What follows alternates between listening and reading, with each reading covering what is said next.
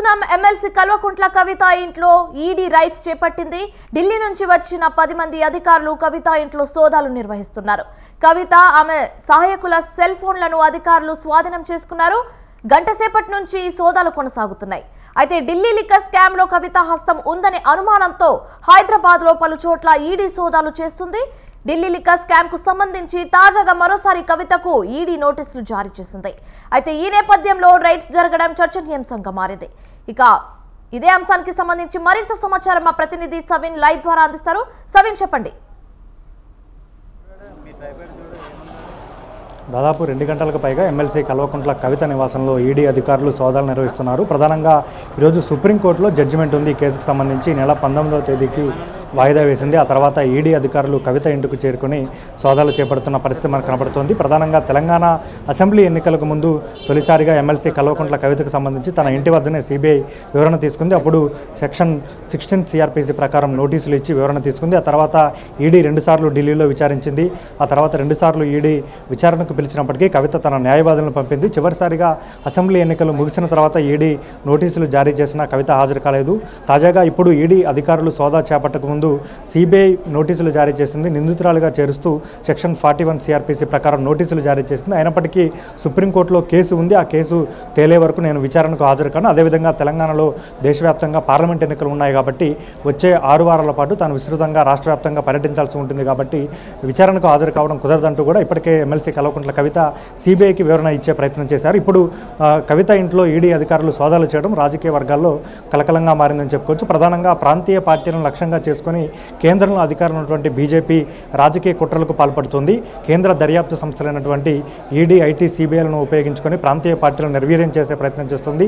Delhi liquor scam కేసుకు సంబంధించి ఎట్లాంటి ఆధారాలు లేకపోయినా విచారణల పేరుతోటి వివరణల పేరుతోటి ఇబ్బందులు పెట్టే ప్రయత్నం చేస్తుందంటూ బీఆర్ఎస్ పార్టీ వర్గాలు ఎమ్మెల్సీ కల్వకుంట్ల కవిత సైతం ఆరోపించిన పరిస్థితి మనకు కనబడుతుంది. ఈ కేసుకు సంబంధించి ఇప్పటికే ఢిల్లీ ఉప ముఖ్యమంత్రి మనీష్ సిసోడియా అరెస్ట్ అయ్యారు. అదేవిధంగా తెలంగాణ ఉమ్మడి ఆంధ్రప్రదేశ్ సౌత్ గ్రూపుకి సంబంధించి శరత్ చంద్రారెడ్డి, ఒంగోలు వైసీపీ ఎంపీ మాగుంట శ్రీనివాసరెడ్డి కుమారుడు మాగుంట రాఘవరెడ్డి సైతం అరెస్ట్ అయ్యారు. అదేవిధంగా అనేక మంది అప్రూవర్లుగా మారిన పరిస్థితి మనకు కనపడుతుంది. తాజాగా ఇప్పుడు ఎమ్మెల్సీ కల్వకుంట్ల కవితను ఈడీ అధికారులు వారి ఇంట్లోనే సోదాలు చేయడం మాత్రం ఇది ఒక రాజకీయ వర్గాల్లో సంచలనంగా మారిందని చెప్పుకోవచ్చు. ఇప్పుడు పార్లమెంట్ ఎన్నికల ముంగట ఈడీ అధికారులు సోదాలు చేయడం రాజకీయంగా చర్చనీయాంశంగా మారిందని చెప్పుకోవచ్చు. ప్రధానంగా బీజేపీ, బీఆర్ఎస్ 2 పార్టీలు ఒక్కటే అంటూ అసెంబ్లీ ఎన్నికలకు ముందు కాంగ్రెస్ పార్టీ ఆరోపించింది.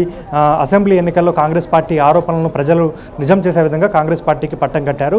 బీజేపీ, బీఆర్ఎస్ ఒకటి కాదు, ఒకటైతే కవితను ఎందుకు విచారణ చేస్తారు, కవితను ఎందుకు విచారిస్తారు, ఇబ్బందులు పెడతారంటూ కూడా బీఆర్ఎస్ పార్టీ ఆరోపించిన పరిస్థితి మనకు కనపడింది. కానీ ఇప్పుడు కవిత ఇంటికి ఈడీ అధికారులు వచ్చి విచారణ చేయడం మాత్రం రాజకీయంగా చర్చనీయాంశంగా మారిందని చెప్పుకోవచ్చు. మొదటి నుంచి ఈడీ కేసు ఎందుకు నమోదు చేసింది, సిబిఐ ఎందుకు నోటీసులు జారీ చేస్తుందో మాకే తెలియదంటూ కూడా కవిత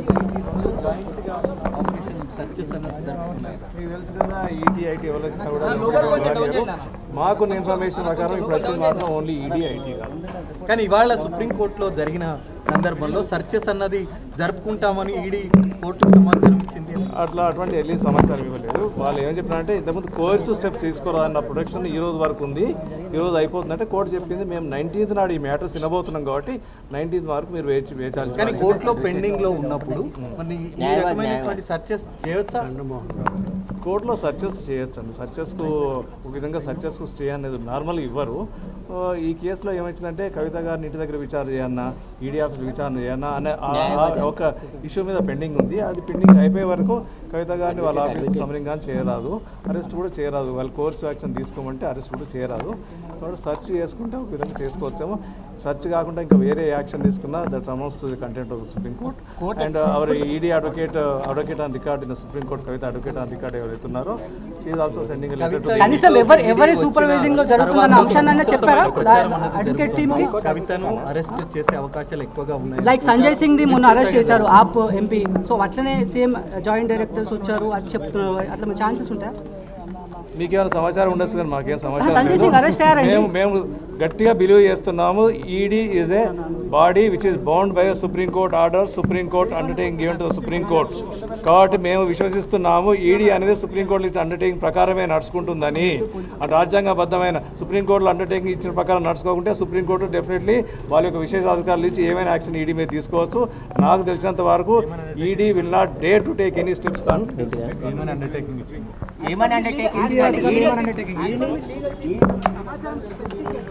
ఇది ప్రధానంగా కవితకు సంబంధించిన న్యాయవాదులు చెప్తున్న ప్రకారం ఈడీ సుప్రీంకోర్టు ఆదేశాల మేరకే నడుచుకోవాలి, సుప్రీంకోర్టు ఆదేశాలు సుప్రీంకోర్టు తీర్పు ఇచ్చే వరకు అరెస్టులు చేయకూడదు అంటూ కూడా కవిత తరపు న్యాయవాదులు చెప్తున్న పరిస్థితి మనకు కనపడుతుంది.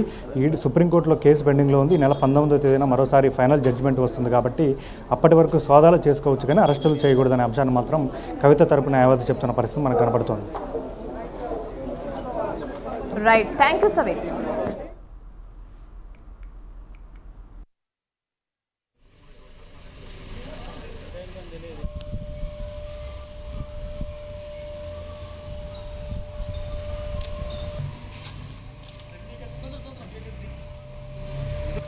జరుగుతున్నా